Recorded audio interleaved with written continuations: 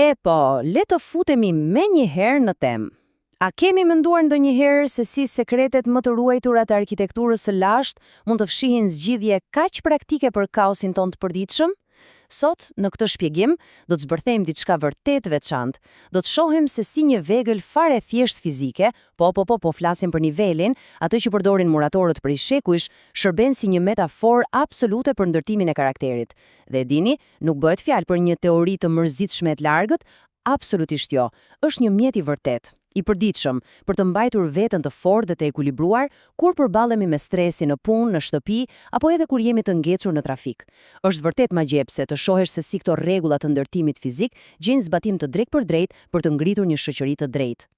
Pra, si arrin saktësisht një copë druri me një flusk të vogël uji brenda të kthehet një udhërrëfyes për sjelljen tonë. Në rregull, le të futemi më thellë në këtë ide. Për ta kuptuar këtë kalim brillant nga bota fizike te ajo e ideve, duhet të thellohemi te thelbi i këtij instrumenti. Niveli nuk bën thjesht sa matje boshe në hapësirë, ai gjen qendran absolute të rëndesës. Ai është pikërisht ai që vendos nëse një murr është në ekuilibër të përsosur apo nëse thjesht do të rrëzohet nga pesha e vetë tepërt. Kuptimi i tij shkon shumë për te inxhinierisë, prek vetë themelet e asaj që na mban ne të qëndrueshëm si mendorisht ashtu edhe shpirtërisht. Tani, në botën e lashtë të atyre që i quajmë mason operativ, ndërtuesit e dini një të vërtet të frikshme, për shumë të thjesht. Një mur i ndërtuar pa nivel do të shembet, është e pashmangshme. Për shembull, a e dindit se egjiptianët e lashtë përdorin nivele në formë aje për të ngritur piramidat me një saktësi thjesht të çmendur mikroskopike? Pa këtë mjet të vogël, e gjithë ajo mrekulli do të ishte një katastrofë vërtet inxhinierike. Nga ana tjetër, filozofia e merr këtë nevojë fizike për jeta-vdekje dhe e zhvendos pikërisht te njerëzit. Ashtu siç guri ka nevojë për ekuilibër që të mos thërmohet, shoqëria jon ka nevojë urgjente për stabilitet moral. Imagjinoni një komunitet të tërë të ngritur nga njerëz të çekuilibruar, do të bëhej pluhur e hi brenda ditës nga fërkimet sociale. Por, e dini, para se të nisim të ndryshojmë botën me fjalime të mëdha, vëmendja duhet të kthehet ekskluzivisht nga vetja, me shumë përullësi. Pse? Sepse struktura më e rëndësishme, që ndonjëri prej nesh mund të ndërtojë ndonjëherë, është ajo që njihet si tempulli i brendshëm. Ktu nis gjithçka. Ktu fillon vërtet ajo përullësia praktike për të cilën do të flasim. Ne thjesht nuk mund të kërkojmë një shoqëri utopike dhe as nuk mund ta rregullojmë murin e madh të komunitetit ton nëse ne vetë jemi një gur i shtrembër. Është kaq e thjeshtë. Çdo ndryshim i vërtet kërkon patjetër që fillimisht të gëndejmë dhe të balancojmë vetveten. Dhe kjo pjesë e ilustron në mënyrë geniale se si arrihet ky formësim në praktik, sepse nuk është thjesht një ide nga ato që tingullojnë bukur, por nuk kanë asnjë lidhje me realitetin, janë 3 hapa konkret. Hapi i parë, një mendje në ekuilibër. Në përditshmëri, imagjinoni të futeni në një debat goxha të nxehtë, pa paragjykime, duke marrë frymë thellë e duke bërë një pauzë para se të flisni. Hapi i dytë, një zemër e drejtë.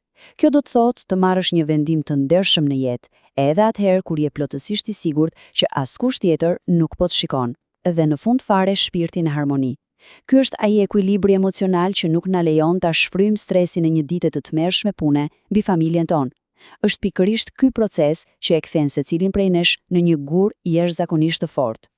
Sigurisht, të jemi tërësisht realist. Ne jemi njerëz dhe jemi plot me të meta, dhe këto të meta vepojnë fiks si ato krisjet e rrezikshme në themel.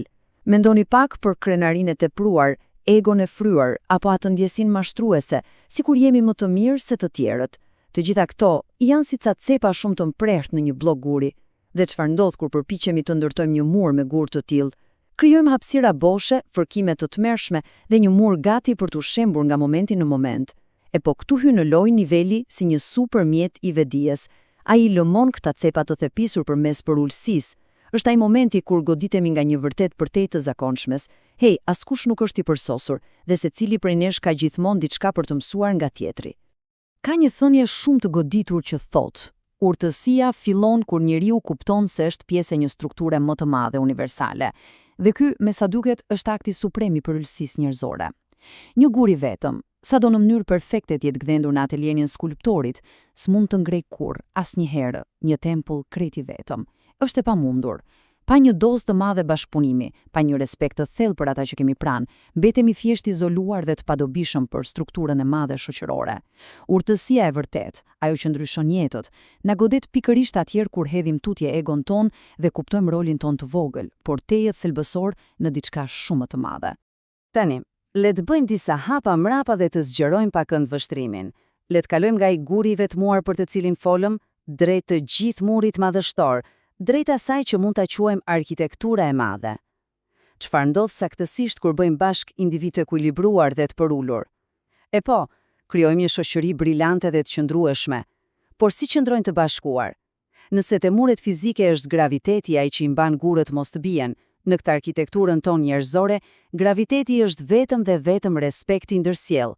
Stabiliteti i komuniteteve tona nuk mbahet në këmbë nga ligje të shkruara në përflet apo ndëshkime, por krye këput nga paanshmëria e përditshme me të cilën ndërveprojmë me njëri tjetrin.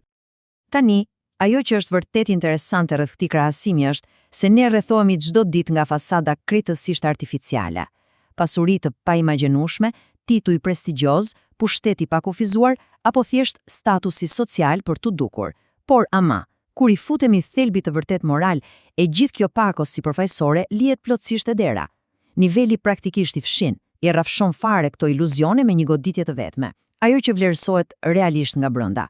Ajo që mbetet kur fikim dritat është dinjiteti i pacenueshëm, vlera e pastër morale dhe respekti. Ne mund të bëjmë punë të ndryshme gjatë ditës, apo të fitojmë shifra të ndryshme, por vlera jon bazë si njerëz, absolutisht pa asnjë diskutim e barabartë. Dhe duhet ta theksojmë, kjo barazi nuk është thjesht një rregull qytetarie. Ajo funksionon në një shkallë vërtet kozmike. Këtu hyn ai koncepti tepër i thellë i arkitektit të madh të universit. Tingëllon shumë madhështore, apo jo? Por thjesht imagjinoni këtë imazh, nën të njëjtin qiell me yje, edhe mbreti më i pushtetshëm i ulur në fron, edhe punëtori më i thjesht me duart me balt, ndajnë saktësisht të njëjtën vlerë njerëzore të pandryshueshme. Morali nuk varet asnjëherë nga llogaritet bankare apo nga mbiemri që kemi. Ligjet universale funksionojnë një lloj për secilin, duke na rikujtuar çdo moment se jemi pjesë e një familje gjigante. Por sigurisht mbajtja në këmbë e kësaj strukture kaq kolosale shoqërore nuk është diçka e lehtë. Jemi çdo ditë në një luftë mes ekstremeve dhe ekuilibrit, dhe e dim mjaft mirë, ekstremet gjithmonë krijojnë kaos, pavarësisht nëse flasim për shpërthime nervash në një mbledhje zyre apo kompromise shumë të errëta morale. Ato i fusin minat murit dhe e dobësojnë nga brenda. Nga ana tjetër, ekuilibri është i vetmi shpëtim për një harmoni afatgjat. Personalisht më pëlqen ta mendoj drejtsinë dhe paantshmërinë si atë llaçin moral të shoqërisë son. Fiks ashtu si llaçi që mbush hapësirat mes gureve jo fort të përkryer, drejtësia zbut fërkimet mes njerëzve dhe na mban të lidhur me njëri tjetrin si një trup i vetëm. Tani, imagjinoni pak sikur të gjitha këto ideale fantastike të gjenin zbatim në mase, do të arrinim atë mrekulli që e quajmë vëllazëria universale. Dhe para se të mendoni se kjo është thjesht një utopi naive e pamundur, mendojeni prap. Kjo është realisht një kërkesë absolute për mbijetesën tonë si qenie.